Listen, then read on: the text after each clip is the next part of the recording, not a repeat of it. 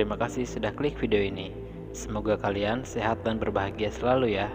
Kali ini kita akan merangkum film yang pernah dilarang tayang di Korea Selatan. Dan saya saranin dilarang makan saat nonton video ini ya. So, tanpa basa-basi lagi kita meluncur ke alur filmnya.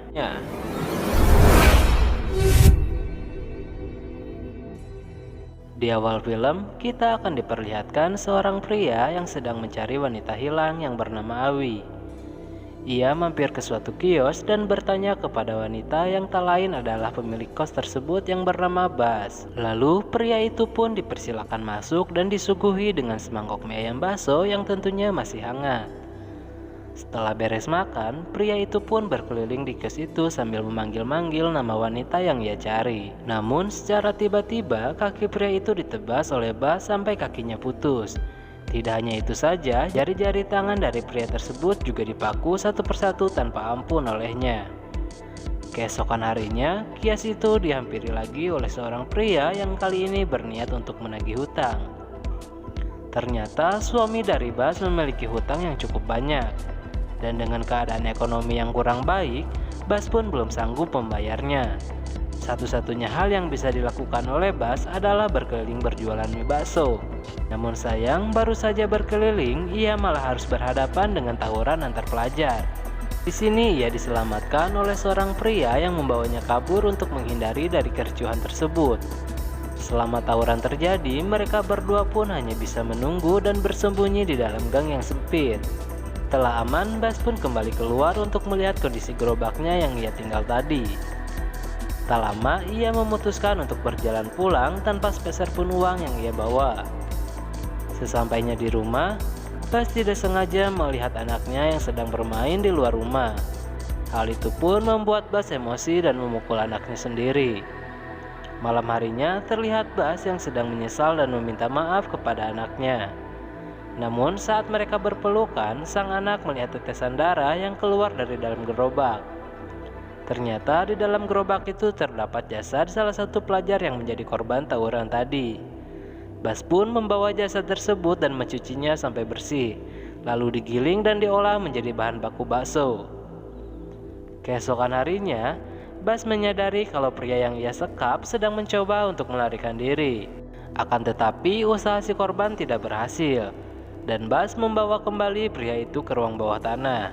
Seketika itu juga, Bas langsung membumbui mulut pria itu dan mengantungnya agar tidak bisa melarikan diri lagi. Kemudian, terlihat Bas yang sedang mengolah daging pelajar yang belum habis sampai sekarang.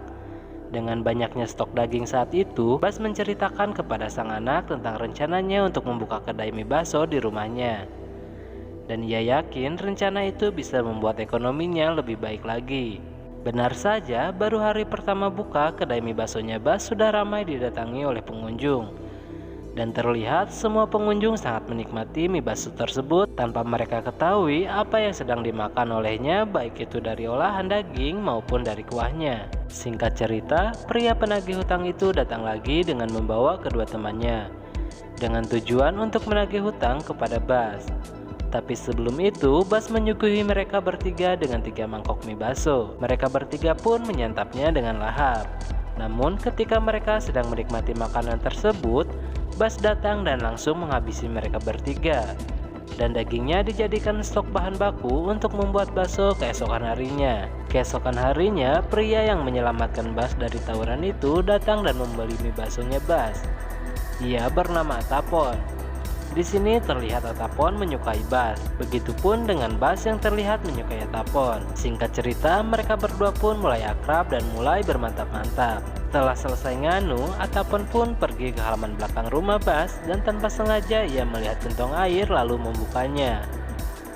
Dan ternyata isinya adalah jasad seorang anak kecil yang tak lain adalah anaknya Bas. Dan Bas sama sekali tidak kaget mengenai hal itu, karena ia menganggap sang anak masih hidup sampai sekarang.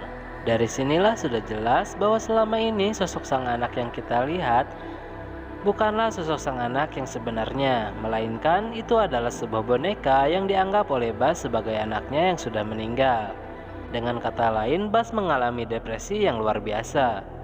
Itu semua diawali karena sang anak tidak sengaja mengintip ayahnya yang sedang selingkuh dengan wanita yang bernama Awi. Karena tidak terima, ayahnya pun mengajak Awi untuk menenggelamkan kepala sang anak ke dalam gentong air sampai tidak bernapas. Akan tetapi, kejadian itu sendiri diketahui oleh Bas. Bas pun langsung membantai suaminya serta selingkuhannya. Itulah mengapa pria yang di awal film mencari-cari wanita yang bernama Awi. Bisa dibilang Atapon sendiri juga tidak mengetahui bahwa Bas sudah memiliki seorang anak. Karena selama ini ia tidak pernah sedikit pun melihat keberadaan sang anak. Akhirnya Atapon pun mulai ilfil dengan kelakuan Bas yang dilihatnya sudah tidak normal. Atapon pun mulai meninggalkan Bas dan berpaling ke wanita lain yang bernama Nit, yang tentunya jauh lebih muda daripada Bas. Di sisi lain, pria yang mencari keberadaan Awi mulai mencoba lagi melarikan diri. Kali ini ia berhasil dan menemukan jasad istrinya yang sedang digerogoti oleh suaminya Bas. Tapi ia sendiri tidak berhasil kabur karena Bas menemukannya dan langsung menebas jari pria tersebut sampai putus. Keesokan harinya, Bas menghampiri rumah Nit untuk mengajaknya bermain ke kios miliknya. Tanpa ragu, Nit langsung menerima ajakan itu. Dan ia menganggap Bas adalah seorang wanita yang sangat ramah. Akan tetapi tanggapan Nit salah besar ketika ia tidak sadar kalau Bas sedang meracik segelas obat tidur. Celakanya Nit meminum obat tidur itu sampai-sampai ia tak sadarkan diri dan terbangun di dalam sebuah lemari penyimpanan daging. Di saat yang bersamaan, Atapon pun mendatangi rumah Nit, yang dimana ia diberitahu kalau Nit sedang berada di rumahnya Bas. Atapon pun bergegas ke rumahnya Bas. Sesampainya di sana, Atapon tidak melihat keberadaan Nit.